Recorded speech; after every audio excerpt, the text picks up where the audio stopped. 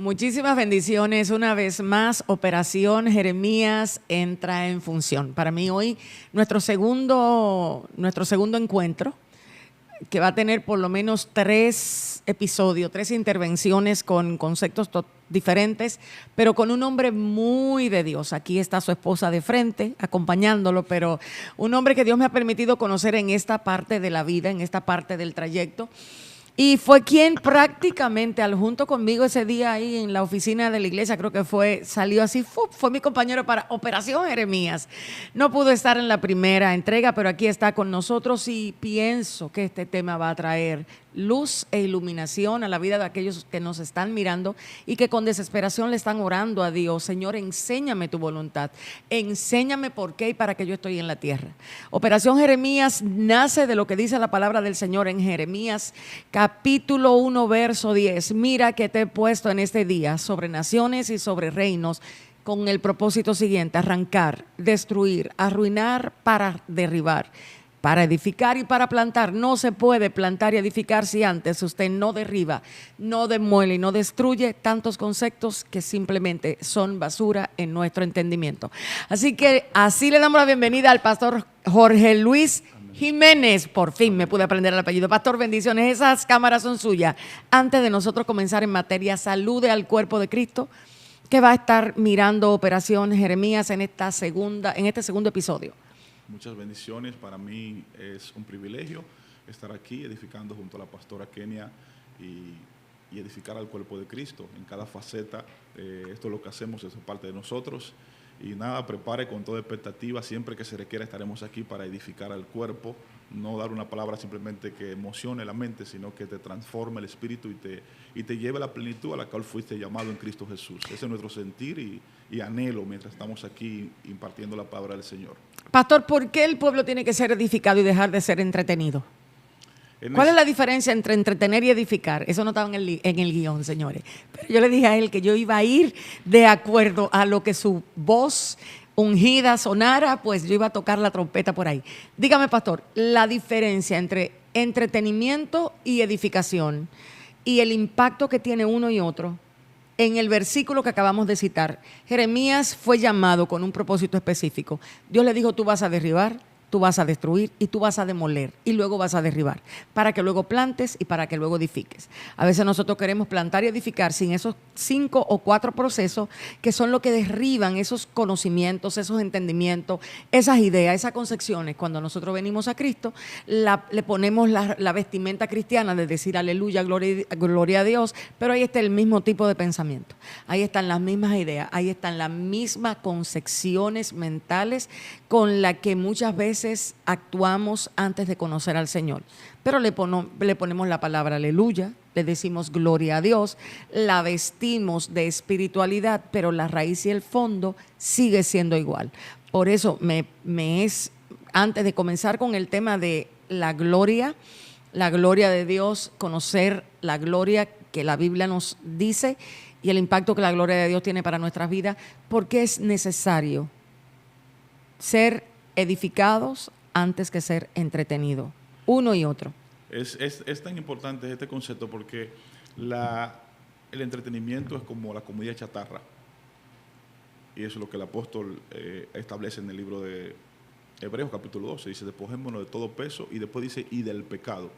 Y hace una diferencia entre el pecado y el peso. ¿Qué es el peso? Es aquello que no produce gloria al Señor, es aquello que nos detiene en el avance, es aquello un agente que no es de nosotros, que nos irrumpe en la transición de correr la carrera cristiana con libertad. Todo lo que no presenta a Cristo como centro de nuestra vida se convierte en algo de entretenimiento. Todo mensaje de motivación, filosófico, de superación, psicológico, que no contiene el elemento de Cristo. Bueno, el Señor dijo: yo edificaré mi iglesia sobre este fundamento. ¿Sobre cuál fundamento? Lo que Pedro comprendió por revelación divina. Tú eres el Cristo, el Hijo del Dios viviente. Donde quiera que se revela este conocimiento de que Él es el Cristo persistente en la eternidad, pero no es un conocimiento instantáneo, sino un conocimiento progresivo que va a ser sometido a la experiencia. Ese Pedro que entendió eso tuvo que ser procesado durante 3 años y después ya siendo un ministro. Entonces hay mucha comida que es chatarra, Y por eso es artificial, no tiene la capacidad de madurar, no tiene la capacidad de producir nutrientes. Por eso dice la palabra, ¿quiénes son los siervos fieles y prudentes? Los que dieron el alimento a tiempo. No dice ni siquiera que comieron, no dice que se dé comida, sino alimentar. ¿Y qué es alimento? Es aquello que mi cuerpo llega a asimilar, es aquello que llega a nutrirme. Lo otro es desecho. Entonces es muy importante entender que cuando se usa el término edificación se está hablando de construir, de edificar en un fundamento que es Cristo, ahora en la base de un diseño eterno.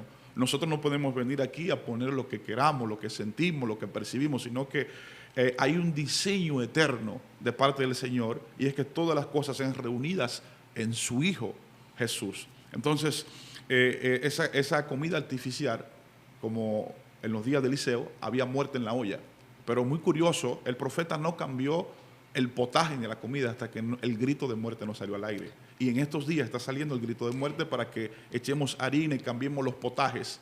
Y esa harina representa a Cristo mismo en forma de pan para cambiar lo que está dañado. Bendito sea el Señor. Y mientras tú estás hablando, pastor, viene a mi mente, hay gente que nos está mirando y ellos no saben identificar que ellos están comiendo comida chatarra. Ellos no saben identificar que están siendo entretenidos porque llegaron al Señor y este es el panorama. ¿Cómo puede darse cuenta alguien en la manera práctica que lo que le están alimentando no le está produciendo la vida de Cristo? Porque hay personas ahí que dicen, pero yo voy a la iglesia todos los domingos, yo voy a los estudios, me dieron un folleto, me pusieron a aprenderme esto, me reunieron en un grupo y esto es lo que hay que estudiar y esto es lo que yo estoy estudiando y yo lo estoy estudiando. Y yo estoy llegando a tiempo porque yo estoy sirviendo ya en la iglesia, no tengo 8 meses, pero ya yo estoy sirviendo, ya yo tengo una agenda de servicio para ayudar en la congregación, pero yo no veo que mi forma de pensar está cambiando. Yo no me doy cuenta que yo no tengo el dominio propio que la Biblia, o sea, me doy cuenta que no tengo dominio propio, me doy cuenta que no tengo una fe que me hace fuerte, al contrario, los vientos me mueven, tengo temor. Entonces, esas personas que están ahí, ¿cómo pueden darse cuenta de que lo que ellos están comiendo como alimento no les está produciendo la vida que tiene que producirle? Perfecto, eso lo empezamos a descubrir en resultado, es decir, el Señor trajo una vida y tenemos que separar lo que es mera información aprendida, que hay mucha información teológica aprendida, pero sin transformación, que no viene de personas que... Eso debe ser un tema, anótenlo por ahí, por Dios. ¿Cómo evidenciar que estamos informados, mas no transformados? Perfectamente. Bien. Entonces, ¿qué pasa? No hay, en la Biblia tenemos un patrón, todo el que Dios llamó, llámese Moisés, hasta mismo Adán, que iba a ser el ejemplo de la creación, fue formado para ejercer. Y todo hombre de Dios, vemos a Moisés 40 años en Egipto, 40 en el desierto, vemos a Cristo 40 días, y todo lo que Dios va a usar requiere una formación. ¿Para qué? Para que lo que vaya a comunicar imparta la vida del Señor. Entonces, es muy fácil armar cualquier contenido, bosquejo bíblico, usar una técnica que hasta cualquiera experto puede hacerla. Ahora, ¿quién es experto? Pero ahora con ChatGPT, señores. Bueno, ese ChatGPT se está volviendo el Espíritu Santo de mucha gente y sin querer hacer el menosprecio, o sea, no quería hacer, ni siquiera debo hacer la comparación realmente, pero muchos están apelando por la rapidez, ni siquiera es porque tengan la intención de hacerlo, sino por la rapidez y por los recursos que te da. Tú puedes estar utilizando de voz ahora mismo la inteligencia artificial para armarte un bosquejo y que luego tú vengas y lo transmitas, pero que ese no sea el alimento que ese pueblo, esa semana, en verdad requiera. O sea, yo le puedo decir, y realmente lo hago, yo le puedo decir a ChatGPT, mira, yo necesito saber qué tema tiene este pasaje bíblico que se puede considerar. Pero el domingo que yo llego a la iglesia, si yo llegué con ese bosquejo, no necesariamente eso va a edificar al cuerpo que está ahí, porque ese cuerpo tiene una vida diaria que vencer, una semana con la que se va a enfrentar. Entonces, por eso el Espíritu y la voz de Dios debe de ser algo que no sea a través de terceros. Entonces, ese bosquejo del que tú hablas, esa ausencia de intimidad que produzca revelación, iluminación, vida, dirección, no sé qué otra cosa más puede producir. Yo pienso que esos 4 factores son lo suficiente para enderezar la vida de cualquiera. Perfecto. Podemos ver en Hechos capítulo 12, Pedro antes de dar el discurso, la palabra que tiene. Hechos capítulo 12. Capítulo 2 es lleno del Espíritu Santo. Y la vida que está en él producto de esa vida, él lanza el primer sermón y es un sermón viviente. No es simplemente información que está comunicando, sino el Espíritu ha hecho vida ahora todo lo que Cristo le comunicó que estaba exteriormente en él. Cuando ellos caminaban con Jesús, estaban con Jesús. Ahora, cuando Jesús muere, Jesús entra en ellos por el Espíritu. Es una diferencia. Cuando ellos están caminando con Jesús, 3 años y medio, están escuchando a Jesús del razonamiento, del intelecto. Por lo tanto, no están listos para recibir los desafíos del Señor. Por eso ustedes ven que Pedro se va al agua, abandona el ministerio, los otros salen huyendo. Y hay un temor y una incredulidad. ¿Por qué? Porque estaban con Cristo, no en Cristo. Entonces hay una diferencia aquí. Ahora, el Espíritu Santo es quien traslada la realidad de Cristo y le hace viviente en el creyente. Por lo tanto, la iglesia primitiva aprendió, y los ministros del comienzo, a tener una unión con el Espíritu. Ahora, cuando hablamos del Espíritu, no hablamos de miticismo. Estar en el Espíritu no estamos hablando simplemente de irse a loma, montaña, estamos hablando de la vida, otro tema. La vida del Señor siendo manifestada y revelada. Y en Hechos 4 nos damos cuenta, la iglesia se vació de esa vida. ¿Y qué hicieron? Volvieron a orar. Señor, necesitamos que nos des el denuedo otra vez. ¿No tenían capacidad ellos para hablar? Creo que sí, pero no querían hacerlo ellos. Querían otra vez que el Señor lo impactara con esa realidad que habían experimentado. Entonces el Evangelio, todo el Evangelio está diseñado para una experimentación. Todo lo que yo esté escuchando que no me lleve a una transformación, que simplemente me produzca sensación, emoción. me emocione. Yo tengo que discernir esto. Tiene que haber un discernimiento para rechazar aquello que no me edifique, no me alimente. Idealización. Perfectamente, filosofía. Grandiosidad. Exactamente. O sea, cuando empoderamiento. Cuando todo gira en torno al yo, a lo que Dios va a hacer y no a quien Dios es, perfecto, ya es una alerta para poder darnos cuenta que estamos siendo entretenidos. Entonces, con ese preludio, vamos a comenzar con el tema por lo cual Dios nos ha citado aquí. Amén. Y tiene que ver con conocer la verdadera gloria de Dios. Vamos a hablar un poquito, antes de que el pastor entre del capítulo 32 de Éxodo, mientras le preguntaba al Señor cómo trazamos esta verdad, el Señor me llevó a lo que pasó con Aarón. O sea, ellos salen de Egipto, pero ellos no solamente salen de Egipto, ellos salen de Egipto contaminados con una mentalidad muy confundida en cuanto a quién era el Dios que a ellos les llamaba. Y ellos salen, pero cuando salen se traen toda su idolatría, se traen todos sus conceptos. Por eso el desierto se da en la vida de ellos con la intención de ellos ser despojados a medida que iban viviendo experiencia, a medida que Dios se le iba revelando, ellos iban siendo despojados de esos conocimientos que se arraigaron a su forma de pensar. Y en el capítulo 31, desde Éxodo ya 20, vemos que Dios aparta a Moisés.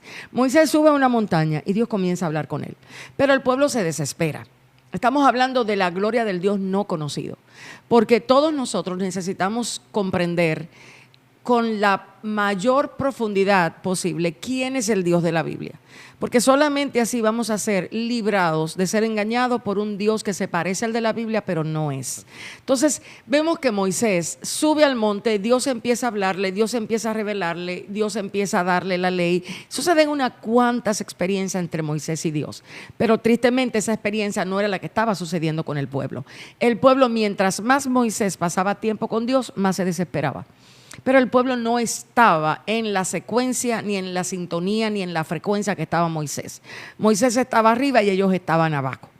Ellos estaban inquietos porque querían llegar, pero todavía no tenían la alerta, no tenían la instrucción, no tenían la dirección, pero no importa, yo salí a algo, yo quiero llegar ya. Esa capacidad con la que nosotros muchas veces aceleramos las cosas espirituales que pueden ser tan dañinas, porque nosotros a veces creemos que conocer a Dios es un aspecto de sentarnos 2 minutos y una enseñanza, inclusive por aquí, por los mismos medios que usted está recibiendo, le va a dar el conocimiento. No, estos son gotas para realmente quién es Dios y cómo Dios quiere ser conocido y cómo Dios quiere ser revelado. Entonces vemos que ese es el escenario cuando llega a escribirse el capítulo 32 del libro de Éxodo. El pueblo desesperado, el pueblo presionado, el pueblo inquieto, entendiendo que Moisés allá arriba se había olvidado de ellos, presumiendo muchas cosas. Y entro en lectura. Viendo el pueblo que Moisés tardaba en descender del monte, se acercaron entonces a Aarón y le dijeron: levántate, haznos dioses que vayan delante de nosotros, porque a este Moisés, el varón que nos sacó de Egipto, no sabemos qué le haya acontecido. Y Aarón les dijo, apartad los zarcillos de oro que están en la oreja de vuestras mujeres, de vuestros hijos y de vuestras hijas, y tráiganmelo. Entonces todo el pueblo apartó los zarcillos de oro que tenían sus orejas y lo trajeron a Aarón. Y él los tomó de las manos de ellos y le dio formación con buril e hizo de ello un becerro de fundición. Entonces dijeron, Israel, estos son tus dioses que te sacaron de la tierra de Egipto. Y viendo esto, Aarón edificó un altar delante del becerro y pregonó Aarón. Y dijo, mañana se hará fiesta para Jehová en el desierto. O sea, fíjense el escenario en el que aquí nos encontramos. Vemos a un pueblo que mueve a un liderazgo, porque el liderazgo ahí, la voz de Dios en ese momento era Aarón. Moisés estaba apartado recibiendo un mensaje y el que estaba comisionado para encontrarse con el pueblo, para guiar al pueblo, para calmar al pueblo o para enderezar lo que haya que enderezar del pueblo era Aarón. Sin embargo, ellos le dicen a Aarón, a este hombre, el que se fue para allá arriba, no sabemos qué le pasó, haznos dioses y arranquemos, caminemos, vayamos.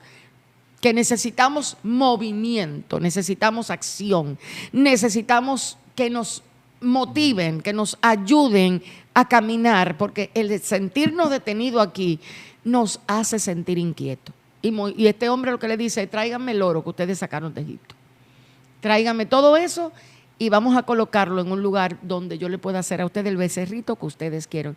Pastor, esta es para mí una de las primeras enseñanzas donde la gloria de Dios a ellos lo confundió tanto, porque fue la gloria de Dios que descendió sobre Moisés. O sea, cuando vemos en capítulos anteriores, nos damos cuenta que desde el versículo del capítulo 20, la misma presencia de Dios está con Moisés. Dios está hablando con Moisés, le está comunicando misterios, le está comunicando verdades, le está comunicando la Torá, le está dando las instrucciones, le está diciendo de todo lo que ellos iban a necesitar para atravesar el desierto. Pero como el pueblo estaba ausente, no conocía y tampoco entendía lo que Dios estaba haciendo con Moisés, pues ellos buscaron su propio método. ¿Qué usted nos diría de esto en el tema que hoy estamos tratando, la gloria del Dios no conocido? Bueno, ahí vemos un escenario idéntico al actual. Tenemos un liderazgo representado en Aarón y muchas aristas tiene esto porque quieren construir un Dios visible. Están rechazando al Dios invisible que se conoce por la fe para tener un Dios inmediato, visible, que ellos puedan tocar y palpar. Y es lo que nuestra generación vemos hoy en día. La gente quiere algo que tocar en los cultos, en la iglesia. La gente no ha desarrollado la maduración en la vida de fe. Quieren tocar algo. También vemos algo en la ausencia de liderazgo genuino, cómo es permitido por Dios para que estas cosas se manifiesten. Hay un liderazgo detrás de bastidores siendo formado, equipado, representando a Moisés. Y esa ausencia es permitida por Dios para revelar lo que hay, el grado de madurez o desarrollo que ha tenido el pueblo en todo lo que ha visto anteriormente. Israel había visto montones de cosas y ahí entonces entramos en otro abismo. Entonces el ver gloria, el ver cosas sin ser transformado, impactado por naturaleza, no nos transforma, no vale para nada, porque vieron todo eso, incluso Pablo reitera, vieron todo esto y ¿qué hicieron? Siguieron en una rebeldía. Es decir, que tenemos un escenario. Hay un velo. Sí, un velo. Tenemos un escenario y también dice que este hombre construye esto con buril. Es un proceso a la construcción que se está haciendo. No fue algo que salió al azar, sino que aquí hay diseños que están siendo construidos para... Lo que hablábamos detrás de cámara, justamente, que la ausencia de estar con Dios a sola como líderes, como ministros del pacto en el que estamos ahora mismo, está produciendo muchos métodos, muchas ideas, muchas tendencias. Vamos a hacer esto, vamos a hacer aquello, vamos a hacer lo otro, pero al final la vida de la persona no es transformada. No, al final la gente no adquiere una fe que les haga vencer sus propias luchas, sus propias guerras. Por lo mismo, pastora, porque es una respuesta a la crisis emergente que tiene el pueblo. ¿Qué crisis tiene el pueblo en este momento, pastor?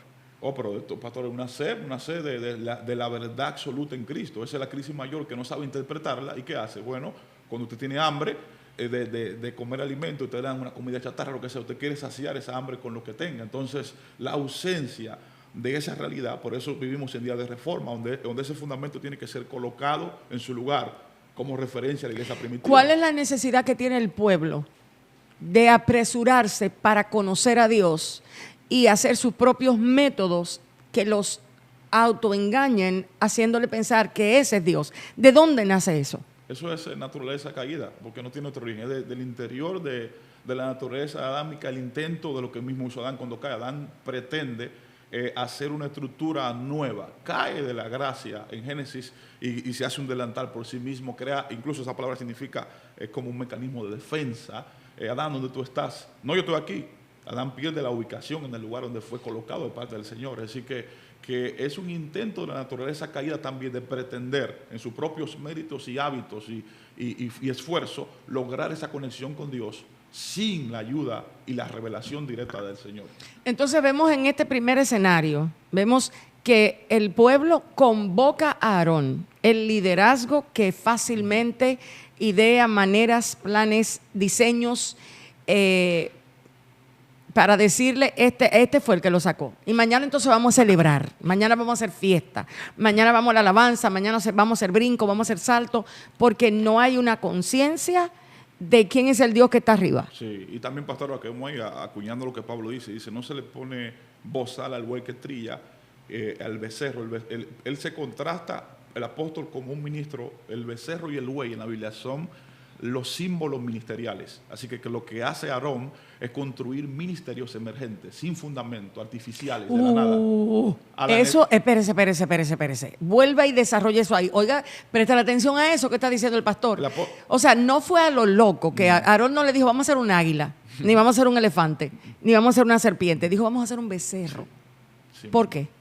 Pero es construir ministerios emergentes. El apóstol Pablo lo dice allá. Dice, no se le pone bozal al buey que trilla. Y él está hablando de su capacidad ministerial. Es decir, que el buey y el becerro en la Biblia son animales de sacrificio que representan la labor ministerial. Así que lo que hace es, artificialmente, crea esta necesidad emergente. El pueblo quiere esto, creemos, hagamos COA, hagamos Cristoteca, hagamos todo lo que la administración que el pueblo quiere, no la que Dios quiere, para responder a las crisis temporales y que todo esté bien. O sea, lo que te estamos diciendo en buen español es lo siguiente. Mientras la rapidez, sí, la desesperación, la necesidad de crecer hacia afuera, no hacia adentro, perfecto, no como el árbol plantado junto a corriente de agua, que lo primero que crece de un árbol no es la estatura hacia arriba, sino la raíz hacia abajo. Si tú te estás viendo en este momento siendo expuesto a estar abajo, como estaba el pueblo de Israel, al pie de la montaña, tú deberes esperar la instrucción que sale de la palabra, no la instrucción que sale de las manifestaciones. O sea, la formación de la que el pastor habla no era una formación que iba a venir con plata y oro. Dicho sea de paso, ese oro se lo dio el mismo pueblo de Egipto a este pueblo por mandato del Señor. Sí. O sea, ellos hicieron idolatría con lo mismo que Dios le había entregado a ellos. Perfecto. Entonces, cada vez que nosotros vamos queriendo elaborar un ministerio de una manera rápida que resuelva las necesidades del pueblo y no que venga para dar las instrucciones que Dios, que era lo que estaba haciendo Moisés. O sea, Moisés estaba siendo reseteado en el monte. Perfecto. Y a veces el pueblo no quiere realmente un liderazgo reseteado, porque el pueblo ahora mismo está dopado, el pueblo está endrogado, literal. O sea, hay una serie de emociones y de sensaciones constantes, a donde hay que hacer algo cada semana, a donde hay que tenerte activado cada semana, a donde no hay cómo pensar, cómo estar quieto para conocer a Dios. No hay tiempo para estar quieto. Lo que hay es tiempo para tú estar haciendo, para tú estar brincando, para tú estar saltando, para tú estar dando la sensación de que tú estás alegre, aunque estés totalmente vacío por dentro.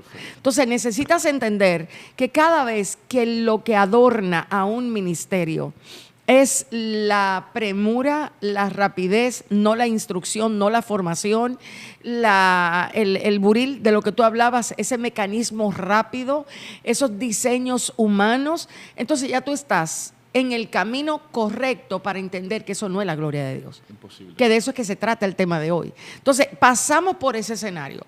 Ya tú más o menos puedes identificar unas cuantas cosas de qué no es la gloria de Dios, de qué pastor hablamos cuando estamos hablando entonces de la gloria del Dios conocido. Lo que fundamentalmente queremos establecer con esto es, y el Señor está construyendo un entendimiento respecto a esto, y es enseñar a nosotros que esta gloria profetizada, aún desde los tiempos antiguos, por medio de los profetas. Toda la tierra sería llena del conocimiento de la gloria del Señor. Tanto lo dijo Ageo, lo dijo Joel. Todos ellos a la par hablaron de que conoceríamos la gloria. El conocimiento de la gloria experimental para producir transformación en nosotros. Y vemos esto aún en la oración del Señor Jesús. En Hechos, en Juan 17, Él empieza a orar y dice: Señor, la gloria que tuve en el principio. También tenemos la escena, y es la transfiguración, donde son llevados por el Señor, y dice que sus ropas se hicieron blancas. Allí la gloria del Señor se manifestó allí. Y curiosamente está Moisés representando a la ley, y Elías, los profetas, y Pedro sale para hacer una choza en esa gloria. Y inmediatamente hay una voz que irrumpe, y en medio de la gloria enfoca a quién vamos a mirar de aquí en adelante en la gloria. Dice: a él oigan al Hijo. Es decir, que el apóstol también empieza a desarrollar, es como una cadena, esta idea de la gloria del Señor, pero a la luz del nuevo pacto, a la luz de la realidad de Cristo. Ahora esa gloria es una persona manifestada en la cual nos transforma. Es muy importante entender esto, porque se ha rebajado esa gloria a erizarse la piel, a teriquitos, a sensaciones que se pueden sentir en un estadio o en una discoteca. Entonces no estamos diciendo con esto que no hay un fluir y que la presencia del Señor no se manifiesta, pero debemos aún revisar lo que percibimos y sentimos. Estamos hablando de ir más allá, porque si esos sentires o esas motivaciones no producen transformación, que es lo que tenemos en la Biblia. Isaías 6 dice: yo fui expuesto a la gloria cuando murió el rey Usías. Ahora, ¿qué le pasa en la exposición a esa gloria? Dice que le pasaron un carbón encendido por sus labios, y la inmundicia que había fue quitada. Dice más adelante que sus oídos, que estaban entaponados respecto a escuchar lo que Dios estaba hablando, dice que sus oídos se abrieron y oyó, y dijo: Señor, heme aquí, ¿quién va a ir? Es decir, que vemos un encuentro con esa gloria, pero hay una transformación en Isaías, que era un profeta local. Desde el capítulo 1 al 5, Isaías está ministrando a Israel simplemente. Ahora, cuando él es expuesto a la gloria, él se vuelve un profeta que traspasa sus generaciones. Él ve al Señor ahí, que es lo primero que acontece. Sí, sí. O sea, la gloria de Dios lo primero que hace es que afecta el entendimiento de lo arriba, de lo de arriba. Perfectamente. O sea, Isaías hasta el capítulo 6, señores, tú solamente profetizaba para la gente de Israel. Perfecto. El pecado de Israel. Ahora, le bastó mirar al Señor en el trono para que todo el mensaje cambiara. Y también la gloria trae consigo una revelación de lo que no es de ella por esencia. ¿Y qué es? La naturaleza pecaminosa. Es decir, la expone, igual como pasó en la transfiguración. Pedro sale y expone su prontitud. Hagamos esto, siempre hacer en la gloria, y la voz irrumpe aquí. Vamos a detenernos un poquito en lo que pasó con Isaías. Sí. Porque una de las primeras cosas que trae la gloria de Dios es la conciencia de quién eres tú versus quién es Él. Perfecto. Por eso Él dice un lamento. Sí. O sea, señores, no estamos hablando de... A mí a veces me parece que cuando nos estamos refiriendo al Dios que todo lo ha hecho, no estamos conscientes de quién es Él. O sea, la supremacía que tiene, su soberanía, su potencia, su inmutabilidad, su ausencia de necesidades. O sea, Él es en sí mismo todo lo que requiere para existir. No necesita nada, no tiene ausencia de nada, no le teme a nada, nada le puede vencer. Ayer, el domingo, hablábamos mi esposo y yo de camino, analizando si realmente Satanás podía enfrentarse, hacerle algo al reino del Dios del cielo. Y mi esposo y yo llegamos a la conclusión que realmente no, porque que ninguna criatura puede poder, o sea, no tiene poder para enfrentarse al Creador. O sea, aunque Dios no lo ha destruido aún, porque Él tiene su propósito del por qué Él está todavía como un ser creado, no le ocasiona en verdad a Dios, el que está en el trono, nada. Y nosotros no entendemos, nuestra mente cargada de pecado, de ignorancia, de incapacidades, no logra ver a Dios de esa manera. Parece que Isaías, en el momento en el que él sube, es expuesto a la realidad del trono, cambió. Lo mismo le pasó a Ezequiel. O sea, todo el que se ha puesto a la realidad del trono, no a la transacción del trono, sino a la realidad del trono, sale de ahí mal. Isaías salió mal, dijo: miserable de mí. O sea, el ego a Isaías ahí se le consumió. Entonces, ¿cómo podemos estar hablando de gloria de Dios y no manifestarla en la humildad con la que usted queda cuando usted ve a Dios? que fue lo que le pasó a Isaías. Lo próximo que yo veo que la gloria de Dios impacta es la forma de hablar de Isaías. Ya Isaías no se dedicaba a su don profético. Ya su única dedicación era comunicar un mensaje preciso del que había de venir. Entonces la gloria anuncia a Cristo. Por eso fue que Pablo decía, Cristo es mi esperanza de gloria. Entonces la gloria no se divierte entre milagros, señales, prodigio, aunque todo eso es parte de Dios mismo, ¿no es la esencia de la gloria de Dios? Perfectamente, claro que no. Y también lo vemos en Saulo, le pasa una experiencia similar a Isaías. Camino a Damasco, va este hombre lleno de información teológica, así lo llamo, el Saulo teólogo. ¿Y qué hemos hecho nosotros? Tiene un encuentro con la gloria del Señor. ¿Y qué hace esa gloria cuando llega donde él? Hace algo muy poderoso que vimos la semana pasada, y es cegar a Saulo y detener la visión teológica humana que él tiene respecto al cuerpo de Cristo. Es un teólogo capaz, y ahora el Señor le dice, al exponerse a la gloria lo ciega y le da resurrección al apóstol Pablo, que va dentro en este caminar. Es decir, que la gloria divide de este hombre capacitado humanamente, instruido a los pies de Gamaliel, ahora para que de él salga un Pablo que será un hombre que respira amenaza, ahora respira gracia, un hombre que tiene cartas para acusar y matar a la iglesia, ahora escribe cartas para edificar. Hay una transición producto de que ha sido impactado por la gloria. Incluso hay algo tremendo, porque en Hechos, el relato está dos veces, está en Hechos 7 y en el capítulo 22, uno lo narra Lucas y el otro Pablo mismo, y dice, los hombres que anduvieron conmigo ciertamente oyeron la voz, vieron la luz, y dice esto, pero no conocieron la voz que hablaba conmigo. Entonces se requiere el conocimiento de la voz en ese ámbito de gloria, y esa es la voz del Hijo, porque fue un encuentro con Cristo. Que es la misma palabra de Dios, es el verbo hecho carne. Perfecto. Por eso es que todo es con Él, y por medio de Él y para Él. Entonces necesitas separar.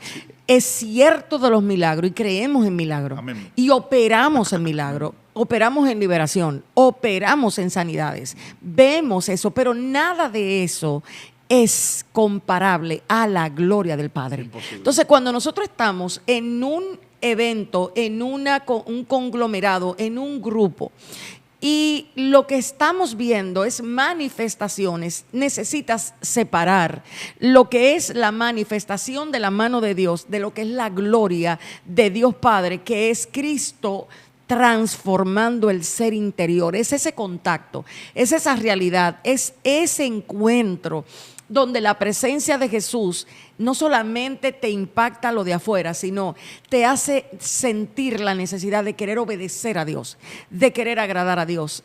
Al conocer tu naturaleza, porque eso es una de las cosas que Cristo trae.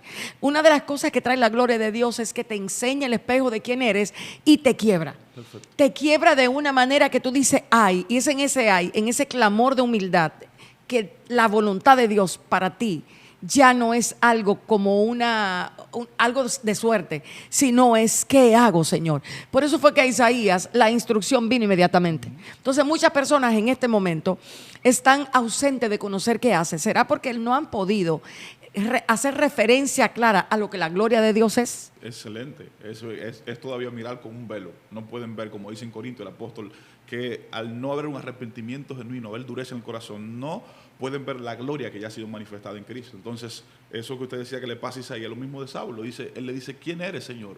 ¿Y qué quieres que haga? Es decir, recibe dos cosas, el señorío de Cristo sobre su vida y el hacer.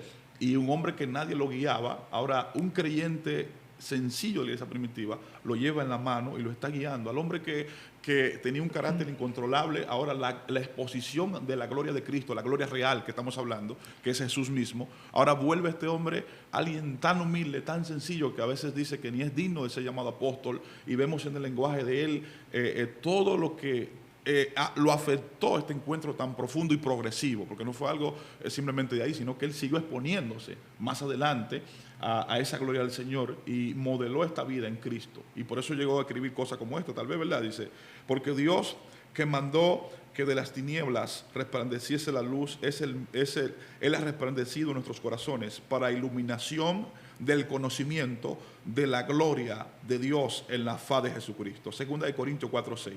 Él sabe lo que está hablando porque tuvo la experiencia camino a Damasco. Él dice, ese mismo Dios que habló en Génesis 1:3 y le habló al firmamento, a la creación, para que todo se hiciera, el desorden, el caos, el vacío, y esa vida que se expresó allí, esa misma vida, esa misma luz, esa misma gloria me encontró camino a Damasco, dividió a Saulo de Pablo y me convirtió en lo que soy hoy. Y ahora le dice a los creyentes ahora que esta misma gloria en 2 de Corintios 4:6 dice, ahora esa gloria está expresada en ustedes y tiene un propósito, dice el conocimiento de la faz de Cristo. Esa palabra faz en el griego significa el rostro de Cristo, es decir, que asocia la gloria a la contemplación de Cristo.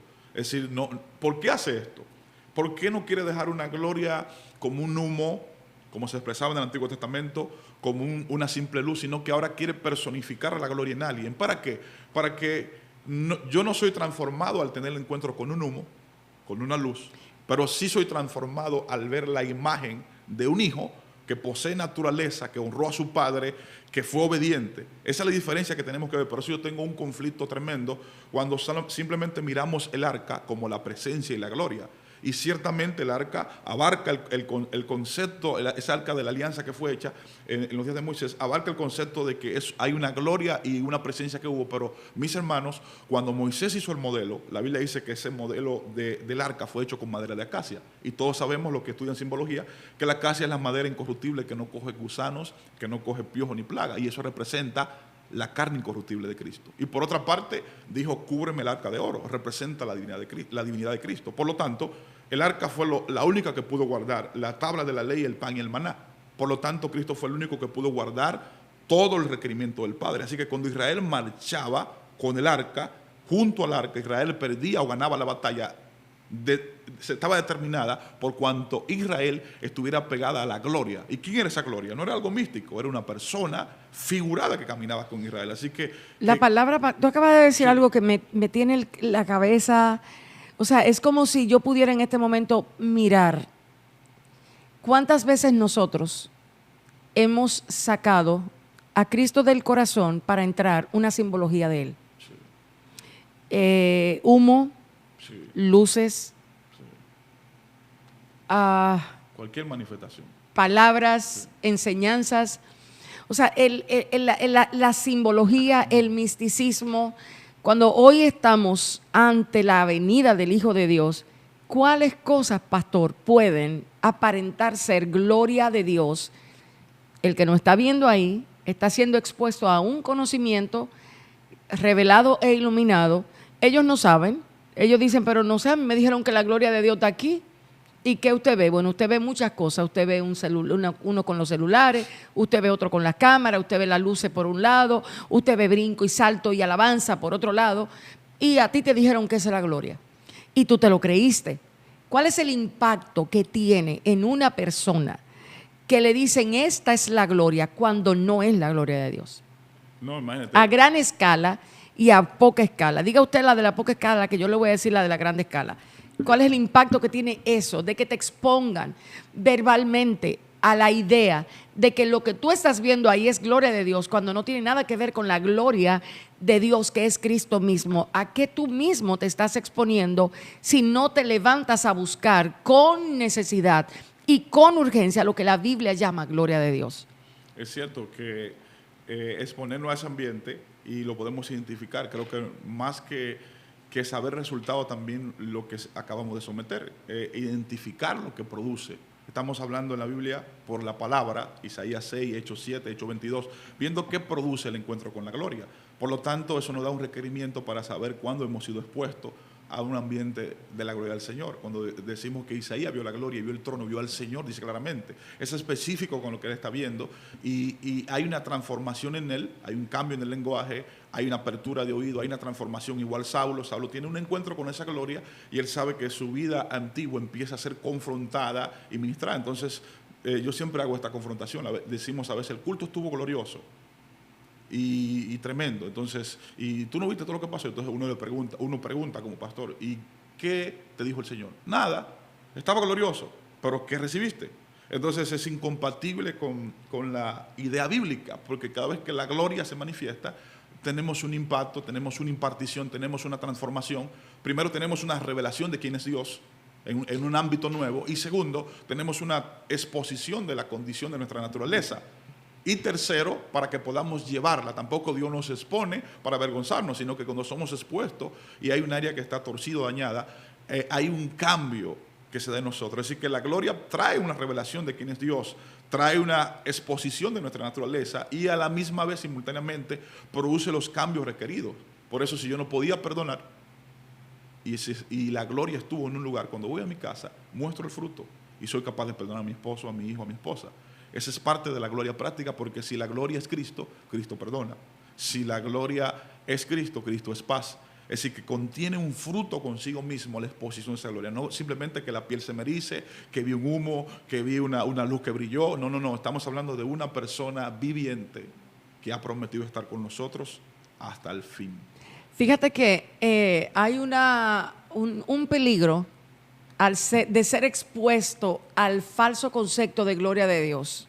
Y es el siguiente: tarde o temprano vas perdiendo el ardor por Dios. Tarde o temprano vas enfriando tu corazón de lo que no debe ser enfriado. Puede que sea muy avivado para hacer cosas para Dios, pero ese deseo de conocer, de acercarte, de tener un temor al Señor interno, de tener esa integridad, de que no solamente quieras mostrar hacia afuera, sino hay una convicción que empieza a cambiarte por dentro. Hay un deseo de que tu vida interna, tu vida privada, glorifique a Cristo. Si antes decías malas palabras, ya no te sientes tan alegre de decirlas. Si antes tenías la capacidad de estar en un lugar a donde el chiste de doble sentido se hacía y tú te reías y lo compartías, ya no te sientes con tanta libertad. A medida que vas conociendo la genuina gloria de Dios, perfecto, la transformación se va dando en algo práctico, y es que vas pareciéndote poco a poco a ese Hijo de Dios que caminó en la tierra, que es Cristo mismo. Entonces, una de las particularidades que tiene la gloria de Dios no solamente es el efecto transformación en lo que sabes, sino en cómo vives. Entonces, la verdadera gloria de Dios te afecta en tu interior para que el Espíritu Santo que mora en ti pueda caminar contigo en la alegría que dice el libro de Efesios. O sea, no entristezcan al Espíritu. Quiere decir que si el Espíritu Santo se entristece, tiene que ver también con ese gozo que él mismo produce, o la alegría de ver a un hijo de Dios caminando en lo que Dios quiere que camine. Entonces, esta parafernalia, esta idea, esta falsa concepción de gloria de Dios, te hace sentir avivado, pero no necesariamente santificado. Entonces, otra cosa que trae la gloria de Dios es que tú deseas santificarte. Tú sientes la necesidad de apartarte del pecado. Un tema, señores, que no se habla en la mayoría. O sea, nosotros estamos produciendo y produciendo y produciendo, pero ese temor a pecar, ¿dónde se encuentra? Ese remordimiento y ese arrepentimiento, las dos áreas del corazón quebrantado y el corazón contrito, no es tan fácil encontrarlo en este tiempo. Y es posible que sea por la gloria de Dios que ha estado ausente. O el último ejemplo con el que yo quisiera que nosotros habláramos hoy tiene que ver con algo que pasó en el libro de los Hechos. En el libro de los Hechos se da la historia de Ananías y Zafira. Ellos buscan vender algo, lo venden, lo hacen a escondidas y le dan a los apóstoles una cantidad de dinero. La cantidad de dinero que le dan no es la que corresponde a la que ellos dicen que dieron. Y el resultado de eso fue que esas dos gentes fueron muertas. Pastor, ¿qué pasa hoy día que decimos que la gloria de Dios camina con nosotros y literal, eso y cualquier cosa sería lo mismo? ¿Qué pasa? ¿Por qué es tanta la diferencia entre el libro de los Hechos y la iglesia de ahora? ¿Por qué nos llenamos la boca de tener las mejores escenografías, las mejores promociones, pero ya la gente no cae de rodillas sintiendo temor por Dios, anhelo por no pecar? Ese golpe que a veces nosotros escuchábamos y veíamos de los viejos de antes cuando temblaba la tierra, cuando había un miedo, ese golpe en el pecho que es como la señal de perdóname, Señor, no se está viendo hoy día como debería verse.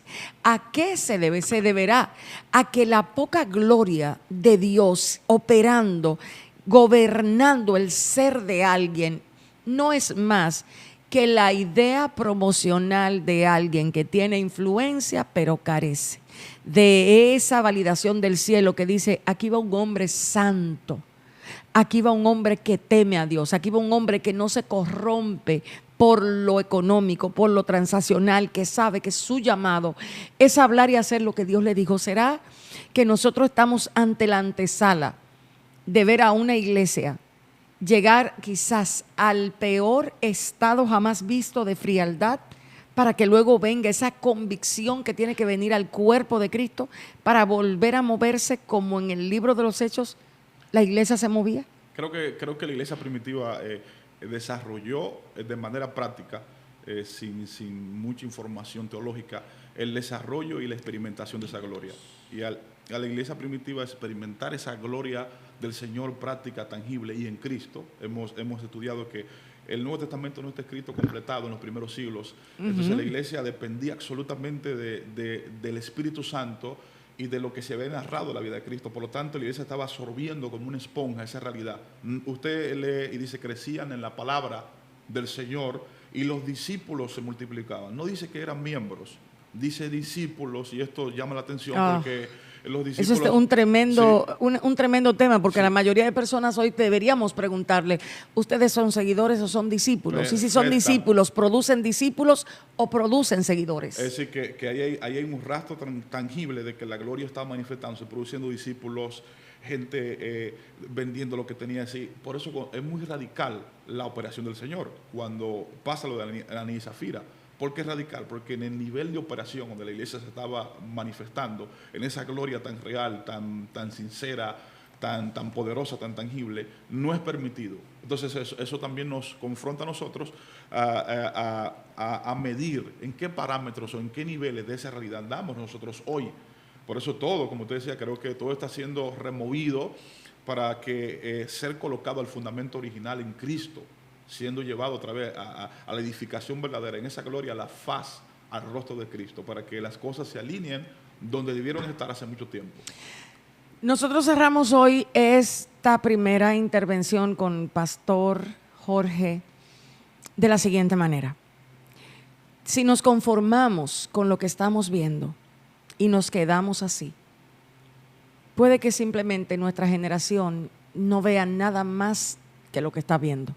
Pero si tú, que estás en tu casa, no te conformas con el Dios que te han pintado, ni el que tú has conocido hasta ahora, y tienes una estrecha necesidad de conocer al Dios de las Escrituras y mirar esa gloria, no como a un espejo, no, sino mirarlo como Él quiere ser mirado, como Él quiere ser conocido, puede ser que tú te vuelvas alguien que, aunque no tengas nombre, puedas causar el efecto que causaron esos hombres que al día de hoy producen que nosotros nos preguntemos qué tenían ellos y qué nos está faltando a nosotros. Estamos llenos de información, tenemos cámara por todos lados, tenemos los recursos para hacer las grandes campañas jamás vistas, pero me parece que todavía Dios no camina con los hombres como caminaba en ese primer libro de los Hechos. ¿Qué es lo que cambia? ¿Qué es lo que hace la diferencia? ¿Y qué es lo que nos hace preguntarnos de qué gloria estamos hablando? Así que nos vemos en la próxima intervención de Operación Jeremías. Mantente en Q.